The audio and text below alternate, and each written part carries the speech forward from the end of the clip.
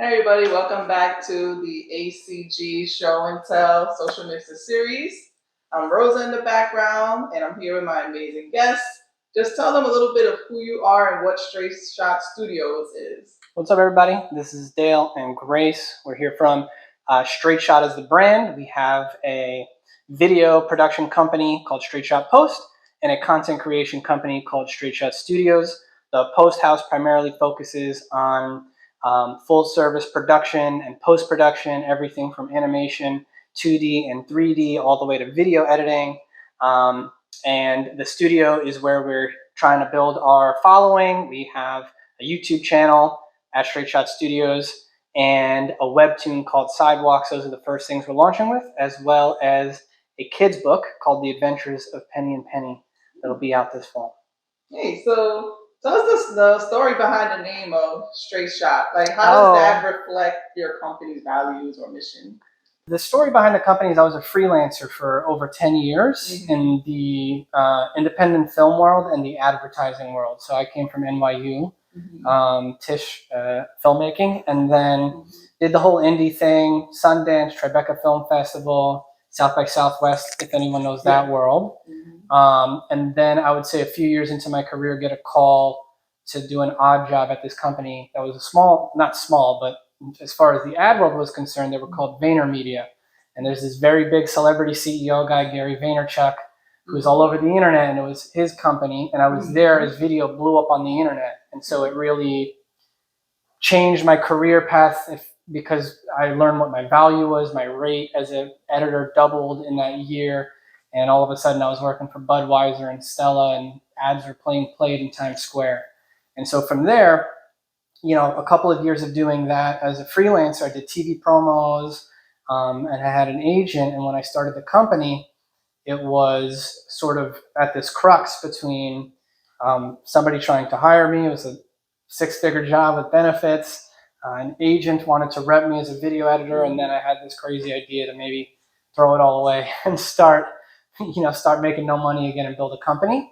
And when we were thinking of a name, in the beginning, a lot of the way I like to tell stories is actually backwards. I like to reverse engineer things. So I'm always thinking about who is the audience that I want to hire my company and what kind of lingo do they speak, which is the ad world.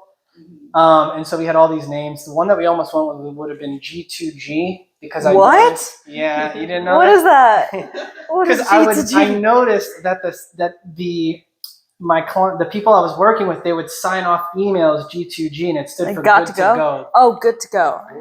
And so we almost were there, and then I just sat with that for like a week. And at the time, my best friend was helping me build the company, and about a week passed, and he was just like, nah. We kept saying it out loud, you know, and I was just like, dude, I can't stand when they put this in the emails, and I can't stand saying it.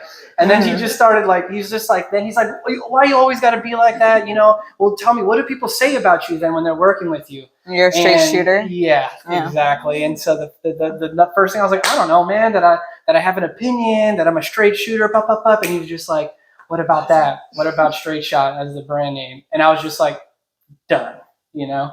That's definitely me, yeah. That was it. You mentioned someone interesting, Gary V. It sounds like, did you even get to meet him, or how did that help influence, because I feel like some of his persona does go on other people as well and pushes them to excel as well. So, you know, I do get asked if I ever met him. I have multiple times, because the one thing I'll say about Gary is that the guy you see on the internet is, I mean, he's that guy. Yeah, and it definitely rubs some people the wrong way. But he knows that the company that he's building, the brand that he's building, is not for everybody. You know, I guess I'll just say my general opinion is I think he's real. I think he means what he says. And I think he is actually trying. You know, I don't think it's not a money grab for sure. That guy is one of the greatest marketers in history, right? So he doesn't need to do any of what he's doing. And so I believe it comes from a real place. But of course, it's the kind of thing where everything is filmed. So people, you know, they go to have a private conversation with him, they find themselves in a video 2 weeks later. And so that, you know, I understand how that can bother some people, but I would say overall, he's got that big extroverted, big energy. You know, I remember he did like the Wolf of Wall Street once, man. He got up and had the mic and was just like, and guess what? Oh You're my going on gosh. vacation. I swear. And I was just like, where am I? And it created this, you know, there's like the sort of that culty like energy, but I think they had a really, for me, it was the first time in my career. It was the first time in my career things were moving so fast. Video was blowing up that, like, you know, I mean, what was that like? It's like today I went from doing, you know, I was doing like an oatmeal spot. Tomorrow I'm doing Bud US global campaign. I was like, whoa, what's happening here? You know, and it just kept going like that. I worked on Diageo, which is, they have Johnny Walker. We did a pitch for Johnny Walker and Don Julio. I'm traditionally a Scotch guy, but Don Julio is the real deal. And so, you know, all of a sudden I got to work on those things. So I'm forever grateful for the people there, and for Gary and the company that he built. And then when I started learning how to do business, of course, I was just like, okay, I'm gonna have to. He's clearly one of the guys to watch. And so yeah, he's as exactly what it is, you know. And he has, every time he walks through the office, there's 4 guys with cameras following him. But that's like, it's just a part of it. And so you know, you do take after that. Like, I mean, not in the way that Gary V works, but definitely like based on our specific core values, a very straight shot. Empathy is one of them, and empathy is big with him. Yeah. And you do create that environment. You don't have people following you with cameras, but we record every meeting because we're like, everything can be content if we want it to. So yeah, I definitely think you create that environment. I'm an introvert. 100%. Yeah, actually, like I want to be in a basement, just making stuff and like grinding. That's actually me. But what he taught me, and he puts everything out there. And being at the company, I understood volume is so critical in today's media game, actually. And for many reasons. And it's not a quality, like it's not a quantity over quality thing. It is that the more you put out, the more data you can get, the more feedback you have, and the more opportunities you have to make your pieces better. And so, but there's this big barrier. Like personally, obviously it's scary to put something out there. We just started putting out our comic. I was terrified, honestly. I was like, oh my God, everybody's going to hate this, you know, that whole thing. And her even more. She does the reaction video. She's putting herself on the line every day. Yeah, it is a scary, I mean, I was just asked to do reactions, and we kind of wanted to do it as a test. And so I started reacting to Webtoon content, because we were going to put out a Webtoon. We're like, let's build a Webtoon audience. Let me react to Webtoon content. And the test went surprisingly well. I mean, I think we were trying to figure out what kind of YouTube content can we make that will bring audiences to the Webtoon. And we're like, none of us are Webtoon experts, but maybe we can branch out to anime as a bigger audience that I'm sure will convert to Webtoon audiences. And then we're like, what can we do with anime? And we were like, well, I'm Japanese, and also, so I speak the language. I can have this different understanding of anime, and also I just have big reactions at the company. And so he's good at casting. So he was like, you should try reactions. So then I have been starting it, and I didn't even realize what that is. And then like we're almost at 1,000 subs now, and then it's like in like 2 months, and it's like, it is now that I'm interacting with the audience and there's comments every day, and I'm like, oh, the comments have been wonderful so far. It's like, you know, bad ones few and far between, but you know, but yeah, it's part of the process. But nothing has been so terrible. But like we've realized that even in the process of making the videos, in when we're critiquing it and like trying to figure out how to make the videos better, it could get personal. So we, you know, realized like, okay, let's make Grace the YouTube persona, so that we're critiquing the persona, not Grace personally. So yeah, I feel like in that respect too, I've dealt with that. I would say like the framework for how we built the content system came from Gary and what they were doing at Vayner, because he was one of the first to kind of realize that audiences were moving more towards like authenticity in their content, and Gen Z is big on that. And so we started seeing them pick up their phones and start shooting and putting stuff out for big brands, right? And I was like, wait a minute. And remember, I came from like Sundance, and was like, no, ew. And it took me like 10 years in my career to be like, yo, let's just get started and let's just figure out actually what people want to see that we want to make. There's definitely something there, but it took trial and error. And what he taught me was like, just, you need a lot of practice and you need a lot of volume to get that data to tell you what is good and bad and what's working and what's not. Now, we're very lucky we have storytelling background. So like, yes, we have a leg up. You know, I kind of knew, you know, I have taste, right? I built that over 10 plus years. So I was at least like, this isn't a bad video. Nobody may like it, which is important for us to know. Like no one clicked on it, no one engaged with it. Maybe we try something else, but we know that it's not because of the production value or the editing or her performance, like, you know. And so that was a lot of what I learned over at Vayner, yeah. Oh, I'm glad you told us a bit about some of that creative process. How do you tie in the creative process that you learned from your previous experiences into your studio now? So it's funny because when if anyone's watching that's interested in starting their own business and it's a creative one, there's a really interesting thing that happens in the beginning because usually you're an artist, you know.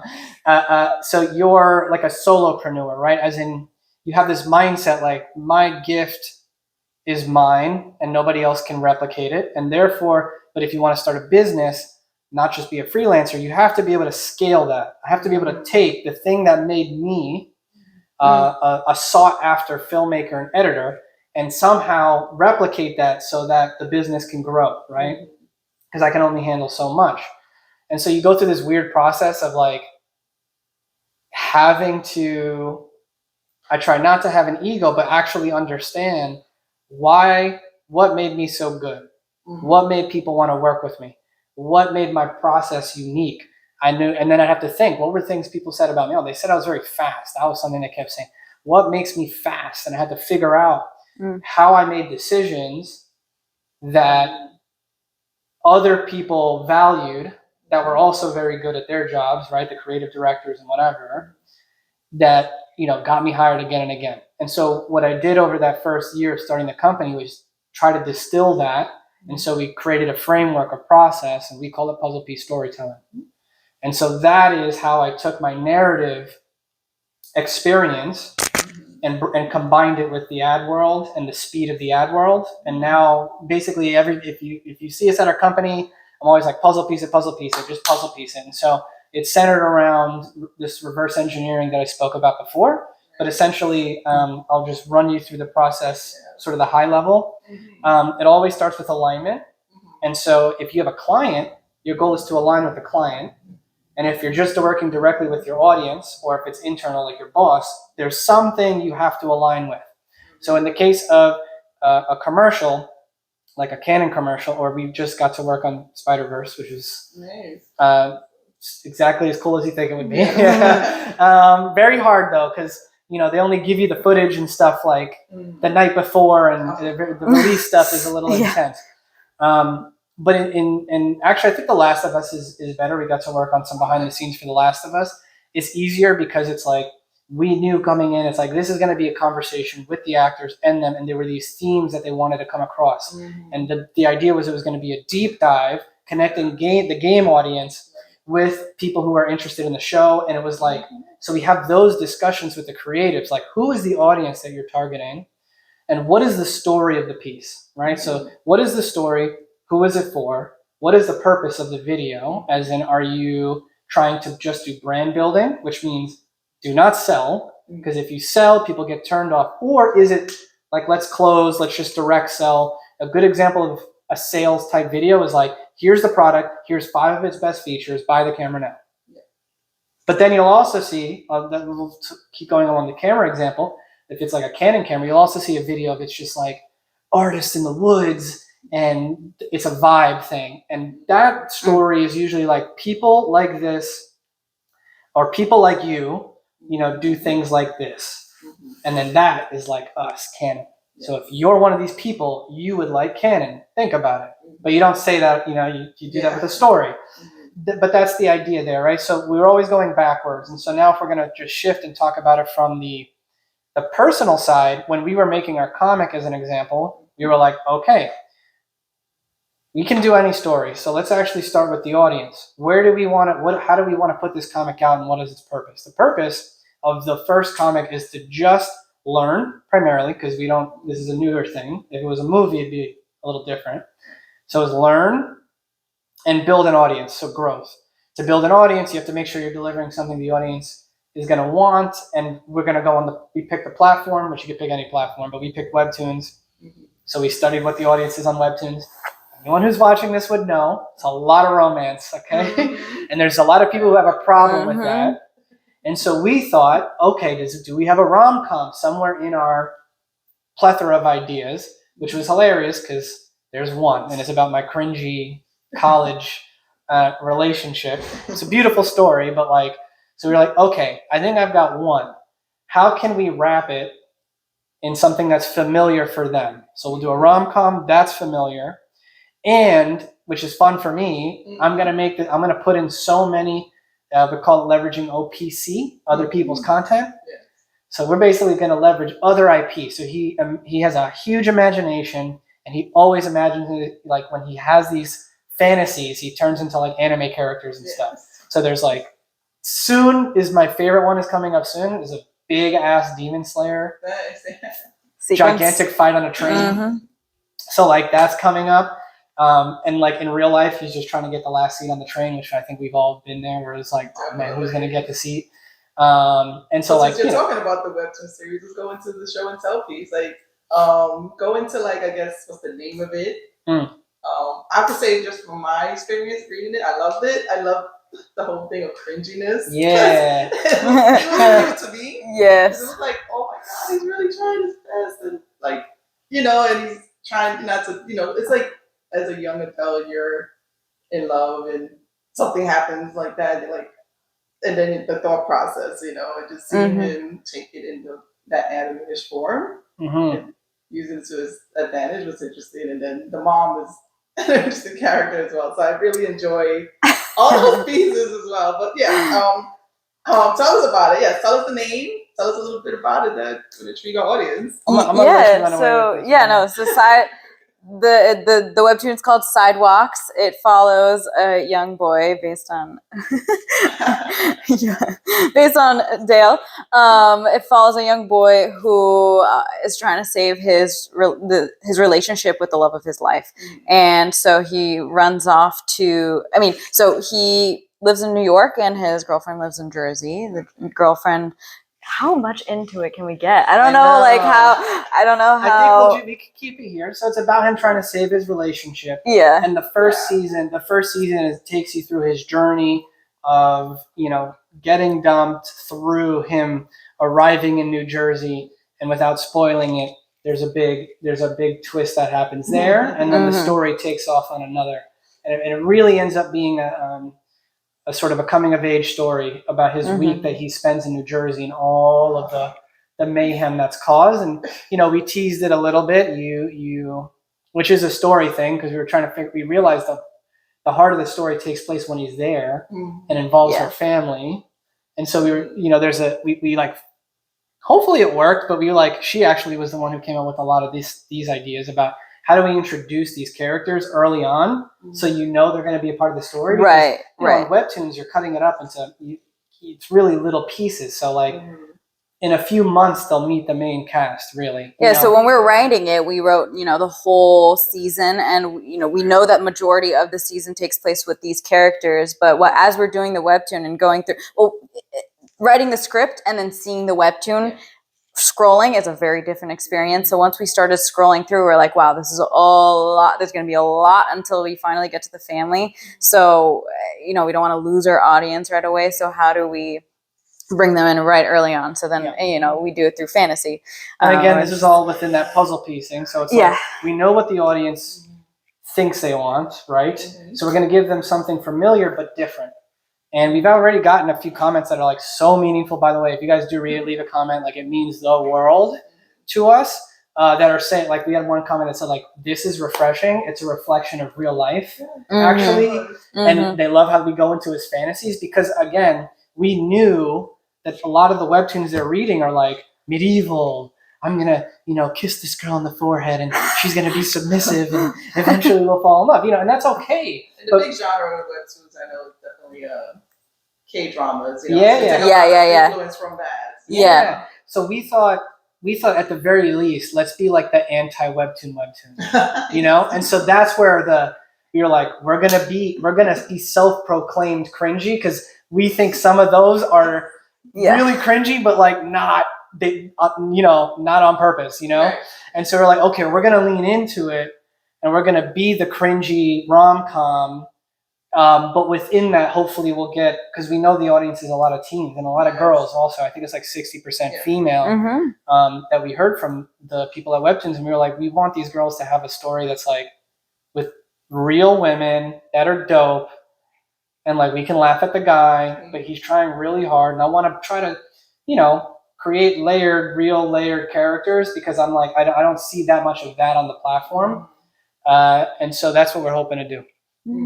Young love is cringy, I think. I was there. It's like when you're in it, you don't realize it until like now you're creating. It's like, oh my god, I did that. Yo, just wait. Oh, honestly, my wait, gosh. because some of the cringier things are real. So like, everything. It's funny to reflect on something that did happen, and so like when people will comment on this or that, I'm like, okay, this part we made up, thank God. But then other times I'm like that I really did that. Yeah. I did that, So yeah.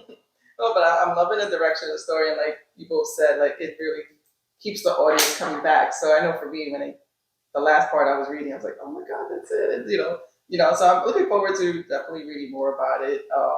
But yeah, so going into my next few questions is success stories. So share a success story where your content inspired and made a significant impact for you Oh.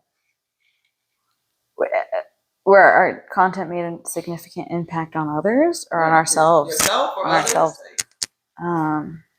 Thus far, because I know everything is new in this journey. I have like a longer career because I can talk about stuff from. Because you even talked about some of it with this webtoon, like you were so inspired that the audience was loving it, and I'm sure it's driving you to, oh, I want to do more of this. Let's maybe think of something that hit you, because I know like you could go with the reactions. I guess definitely. I'll just put this in general. So I have been very fortunate enough to create content at the highest level with some of the coolest brands, but nothing has really affected me personally. And I've also had my films in festivals, and I've directed an Academy Award winner in one of my short films early on in my career, and I worked with Billy Joel's daughter. I was one of the first jobs I did a music video for Billy. So I've had some awesome opportunities, but nothing's really getting me like getting feedback on a YouTube video on the Webtoon. I would say pretty cool. I just remembered. So I do these not Webtoon reactions, anime reactions, and we have we're starting to build a community of people who come back every day and are commenting, including my mom. Including my mom. My mom's a big fan. Yeah. Shout out to Megumi. So this happened a few weeks ago where I'm watching Attack on Titan and a major thing happens where a big, the main character dies supposedly. And then by the time we drop that episode, I'm already a few episodes ahead, and I know that this main character comes back to life and is not dead. But everyone in the comments played along so beautifully. Everyone said, oh no, he's dead. Oh, I forgot about this character so long ago. That was so amazing that I was like, we have built a beautiful little community and everyone's willing to play along. And that motivated me. And I was like, I want to do more. And when I go to watch and react, it's just me and a camera, but it does feel like I have this whole community I'm watching with. So I think that's awesome. And that's something I never even saw myself doing reactions. I mean, I come from a performance background, so in a way it's a performance, but I didn't realize that this is a thing, but it's so much fun. Yeah, Yeah, that's I a love good one. it. And then of course, like when he does come back a few episodes later, Yeah, they're like, all like, all right, joke's over, guys. Yeah. You know. Yeah. But It's yeah, just that's the a awesome. impact of, and we talked about this behind the camera, like it's the impact of the organic community. It's Yeah. something we strongly value, and to yeah. see Yeah. that they're reacting with you, even though they probably know what's going on. Yeah, exactly. They keep in tune with it. To me, it's always been. This is taking me back to my roots. It's always been Yes. about how do I move? How do I give somebody an emotional experience? How do I move them from like one state to another? Do I want to make them laugh or cry or be scared? And I'm really into the craft of that thing. And so, of course, you get to do ads. They're really cool. Don't get me wrong, but like, you know, seeing how we made somebody feel that day, we brought them out of a funk, or we made them think about something. Someone saying, "Oh, I finally finished work. I can't wait to rush back home to watch this." Like, that's awesome. Like, yeah, like we're very Yeah. that is a whole different level of like, I don't know. I'm just super grateful for that. And it takes. I mean, some of the earlier stuff. I did a music video for this singer many years ago that I think it's got like 5 or 6 million views on YouTube. And I remember that video it's an LGBT. She's a lesbian singer songwriter, and that's working on that song. I was like, I really put so much effort into like, how do I make that community care about that song? And it's like a sexy song. Two girls meet at a club. They like hook up in a bathroom. And to me, it just like being able to, and then seeing those comments.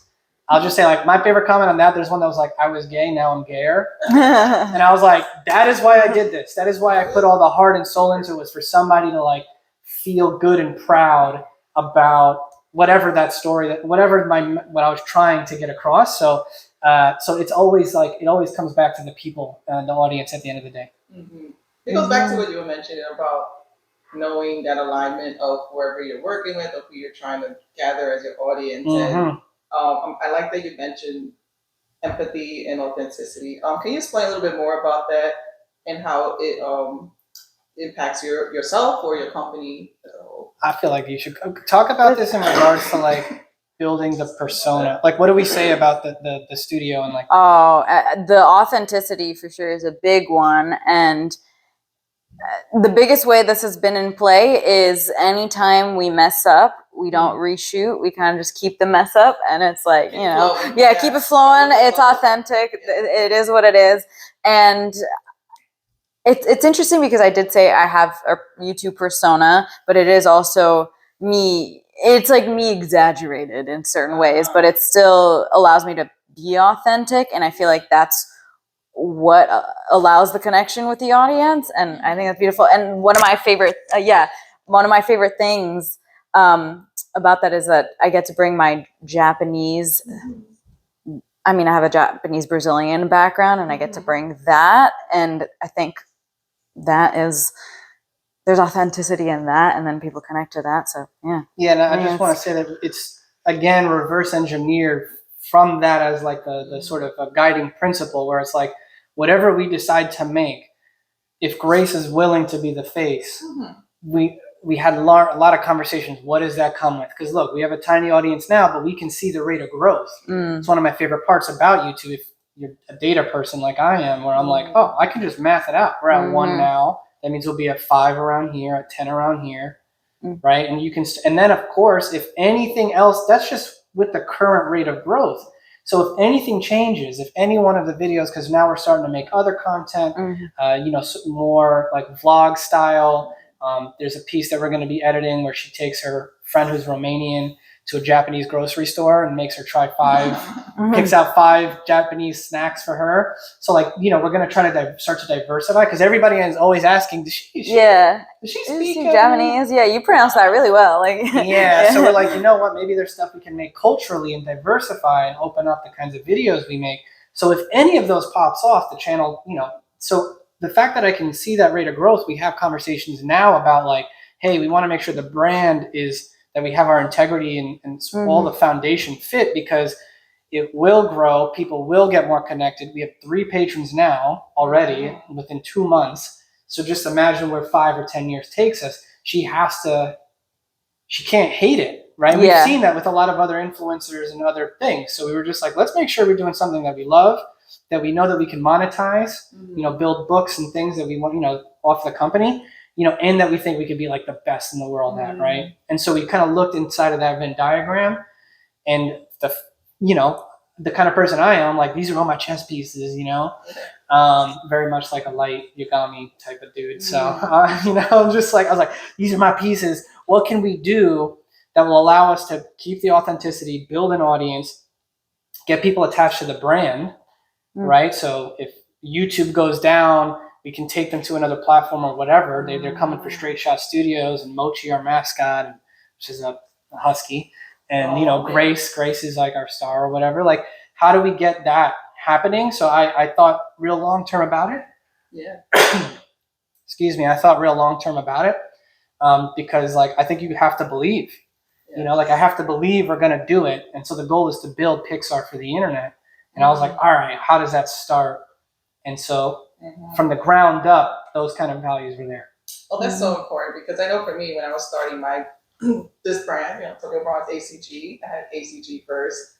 And I was more like, I love this as a hobby of mine. I'm an introvert, the extrovert, I love something. But I like to do more of the event planning for myself and like bring people together, community.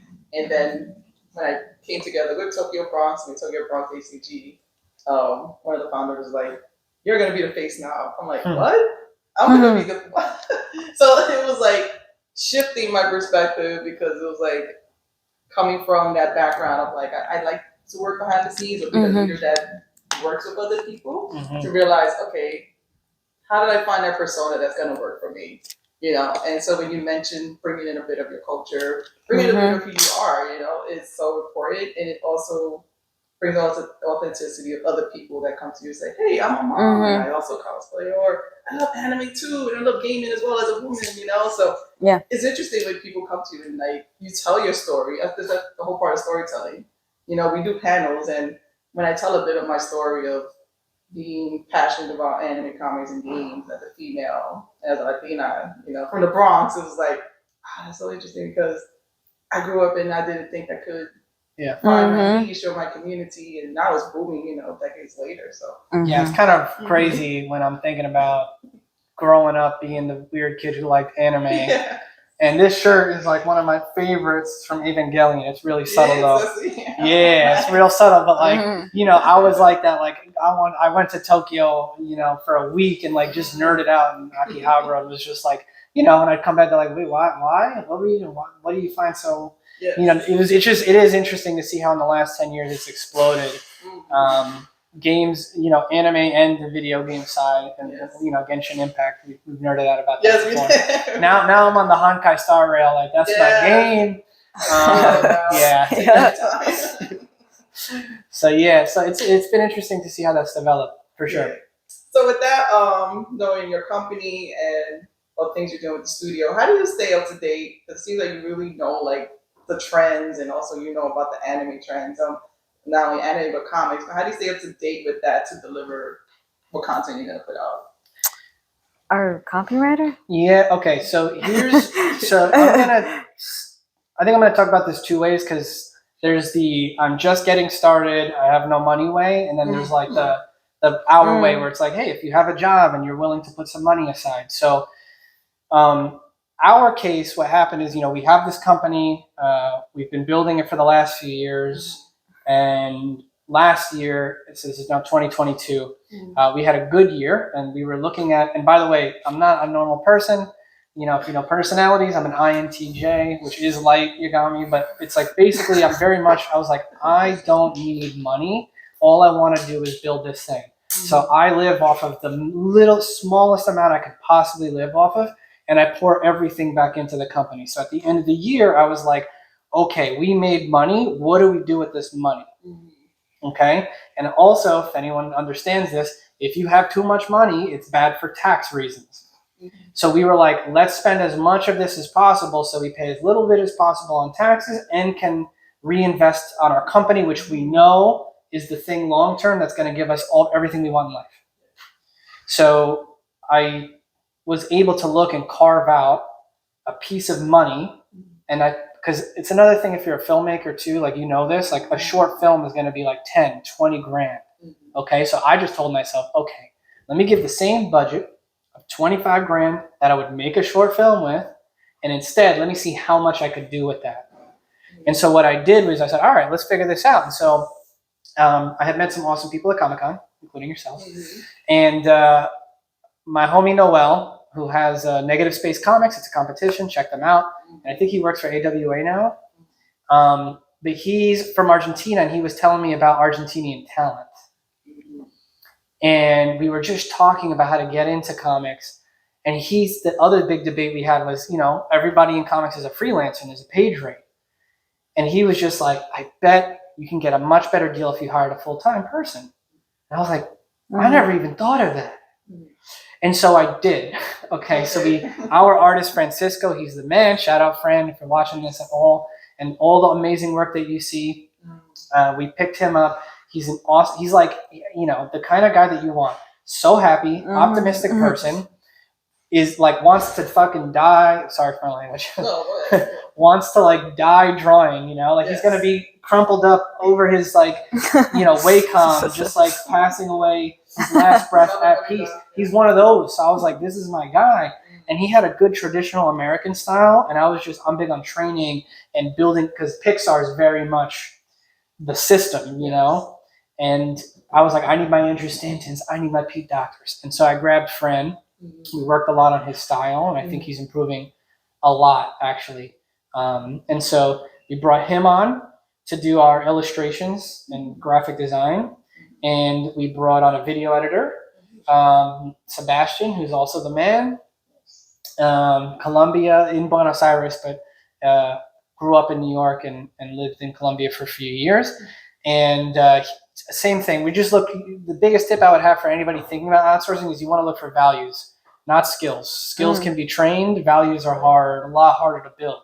So we were just like, these are good people that are going to work their ass off for me and are going to listen to everything I say and take it to heart. And then the third person we brought on was just a writer, a copywriter, who's become so much more. She's also helping produce all the content. And so we built this 3-man team.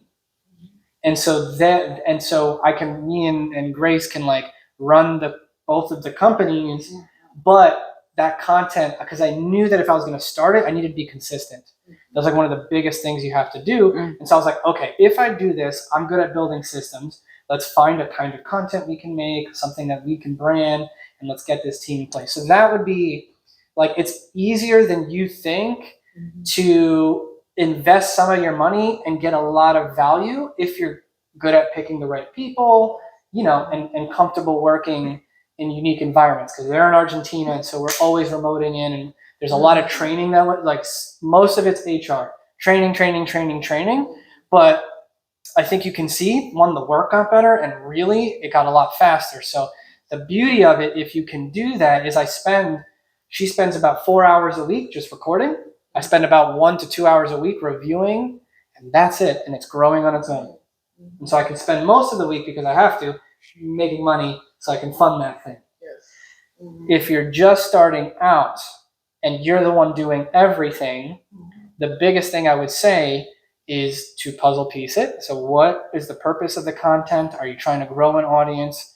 Have a really clear target, figure out who you're trying to speak to, and really understand who they are. So when you're talking about keeping up with the trends, I'm like Wada and a bunch of interns, you need to become anime experts, because and I'm not necessarily proud of this, but I'm a huge anime fan who has not seen the big three. So, and it's just not my. I'm in there too. Yeah. All right. It's just not, it's hard to invest 1,000 hours. And honestly, when I was growing up, One Piece looked stupid. And now apparently it's it's like good. The greatest thing ever. No, come on. So but good. I'm like, what about this looks appealing? I like the mechas. I was like Gundam. I was like Evangelion. So it's and now I'm like, oh my God, I actually did watch Bleach. It was on Netflix for anyone who's been through this. And then they just cut it off at the worst arc with vampires or something. It was so bad. And I was just like, Netflix didn't put any more up, and that was it. So that's what it is, where it's okay, I know that my stuff is the 90s animes, like the Bebop and DBZ. And FLCL, which apparently they're doing a new season of. So I grew up with that. and could speak to those things. You know, and Grace grew up with a very different. Her mom didn't let her watch Death Note as a kid. You know. No, none of them. I grew up with the big three, and I mean, I grew up with. I mean, also my mom thinks that she has obscure tastes, so she would show me the big three, and then a bunch of animes that I go out into the world and no one knows them now. But I mean, I think we cover a wide breadth of anime that way. So yeah. Yeah, but of course, it's what we grew up with, and so we needed somebody who was gonna do the work to stay up to date. What I'm obsessed with is the storytelling part. So in terms of trends and stuff, for me, it's like I have watched, and I mean it, like every Mr. Beast podcast this guy has ever been on to study and understand what he does so well about making videos specifically for YouTube. So again, very clear purpose, right? Very specific. I need to make the best YouTube videos in our niche of right now anime reactions, but soon to be more. And so that's personally just like getting it. The beautiful thing is it's all out there. Like Google it and like Chat GPT it, you know, that's really it. Yeah. So it's just about doing that, but then like trying not to pretend like she's an expert on something she's not. Yeah. You know, that's the thing. So that's kind of what I would say is like, you know, be authentic, but yeah, it's called time and effort, right? Yeah, they'll fake the fun because, you know, if young kids could see like a teacher's faking a lesson or that they're not into it, I'm sure the audience. Dude, we're way with the. I think it's because with the sheer amount of content that has come out and been consumed, everybody knows when it's BS. Yeah, there's no way you're getting around that now. Right. Or it just won't last long. That's the real thing. It's like a quick, one hit instant gratification. Yeah. You can go viral, right? Like you can go viral. We've had on our we did celebrity content for a while. I have several 10 million plus viewed shorts and YouTube videos. But what happens is you're like, wait, do we want to keep? Is this like? Do we want to keep making this now, like forever? And it's like no. So let's find something that it's okay if we're only getting 1,000, 2,000, like, but we know we can do it over 10 plus years. That's the game. Oh my God, there's so many questions I want to ask, but I'll start wrapping it up here. Yeah, you guys have wonderful perspective, and I love it. And so just tell us before we wrap this up is what do you have coming up down the line, like any upcoming projects, places you're going to be, conventions, things like that? I mean, we have Penny and Penny, our children's book that how did we? It's actually the first project. So it was just like the first thing I did when I brought the team on is I was like, as you can see, it can get very repetitive. I was like, we need something to practice. We need to get good at this thing before tackling the webtoon. Right, exactly. I was like, I already know we're going to be bad at the webtoon, so let's try not do our first thing together on something that we have to put out weekly and stay consistent with. So I was like, look, and I was really into AI at the time. I'm still am.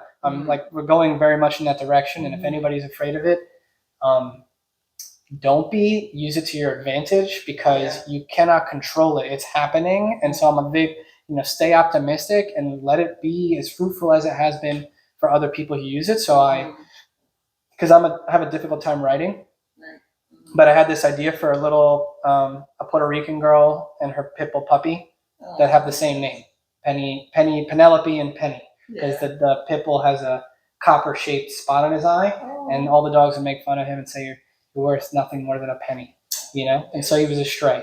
So that was it. I was just like, oh, that's interesting. And so I worked with ChatGPT to like flesh it out, the characters, and help generate ideas. And we came up with this series that we can do where she wants to be a travel blogger, so she knows everything about the world. And the pit bull, like me, good, and good. I'm glad. And the pit bull knows nothing about the world, right? She just picked them up off the streets. And so, in every book, they decide that they're going to teach she's going to teach the pit bull something.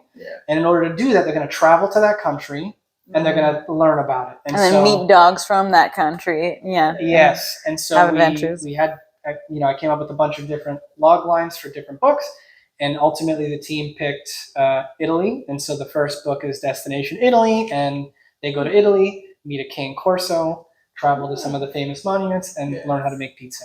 Oh, beautiful. Yeah. And so that's just being colored. So it's funny because we like thumbnailed and inked that Yes. at the beginning of this year in 2023.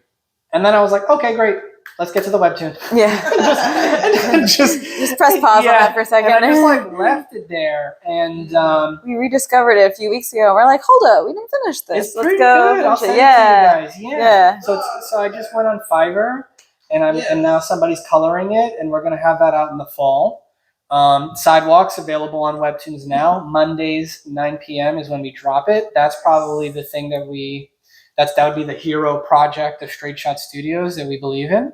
And the whole first season is already done. I mean, I know the whole story, Yes. but the first season's already written. It's just being drawn, and I think that Francisco is getting just better and better. And the biggest thing about the Webtoons format, if you allow me to nerd out for a second, compared to the comic format, is I actually think it's, don't be hating, okay? But like, I think it's way better. I think it's way better than the actual like the page format, because there's no boundary. It's as many panels as you need.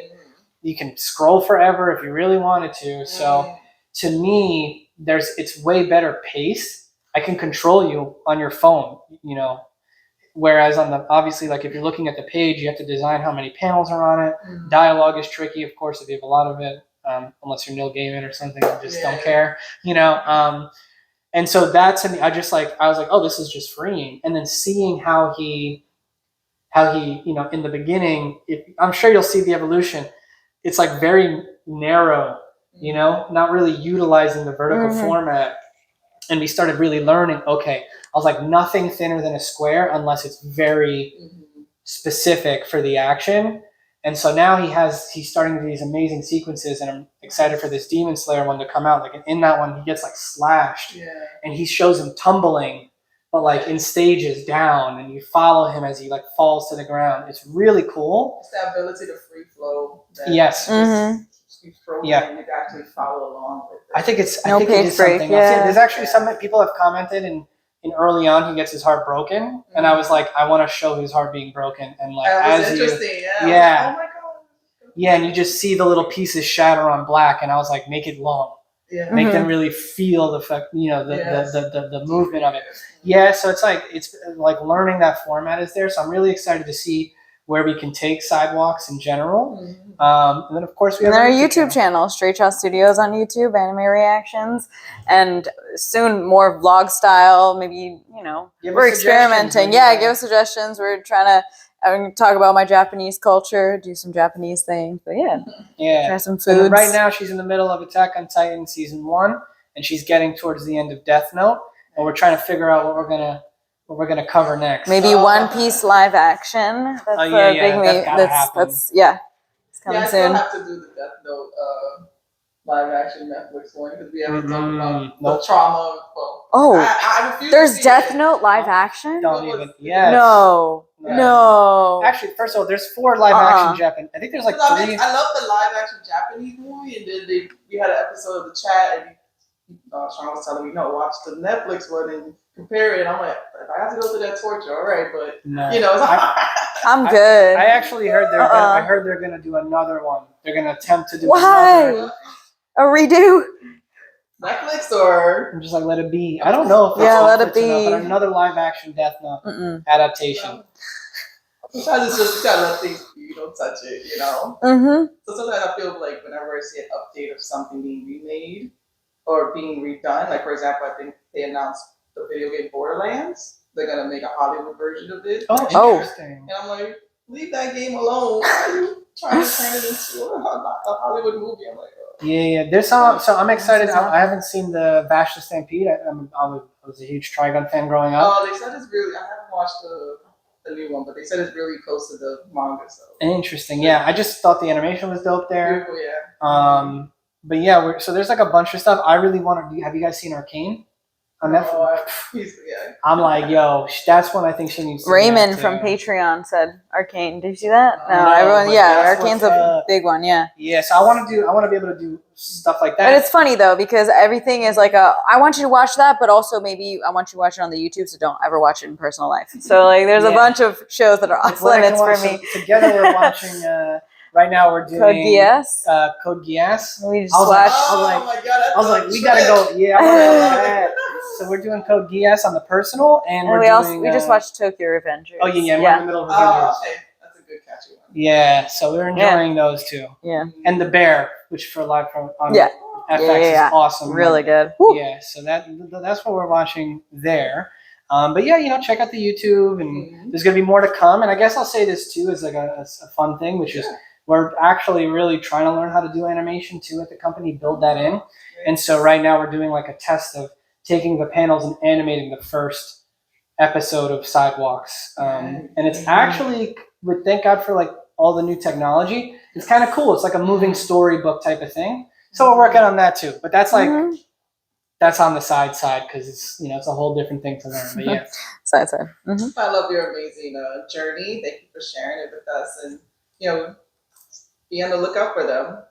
Thank you so much for having them. Yeah, thank you guys so much, man. Thank you. Yeah, I'm excited to see the rest of this. They're in a dope spot, if y'all don't know. So I'm curious to see what happens next. Yeah, we're here in Create Hub. So thank you guys for joining us. We're going to shout the studio. Yes. Where can they find you? I think you mentioned a bit. Oh, yeah. Give us more like a description so we could. I would say the main thing we're trying to grow right now would be the YouTube channel and the Webtoon. It's all free content, so take a look. We do have a Patreon. That's obviously if you're a real fan, if you want to get involved with us in that way, please do. But youtube.com/straightshot-studios. You'll see the husky. That's our mascot, Mochi. And you'll see her face all over everything. And then Sidewalks on Webtoon's canvas. And so, yeah, outside of that, we're on all the platforms, of course, but those are the ones that we really are trying to grow the most right now. And we want to say thank you very much for having us. And don't forget, y'all, to like and subscribe. These guys are on the grind. Show them some love. Thank you. Peace.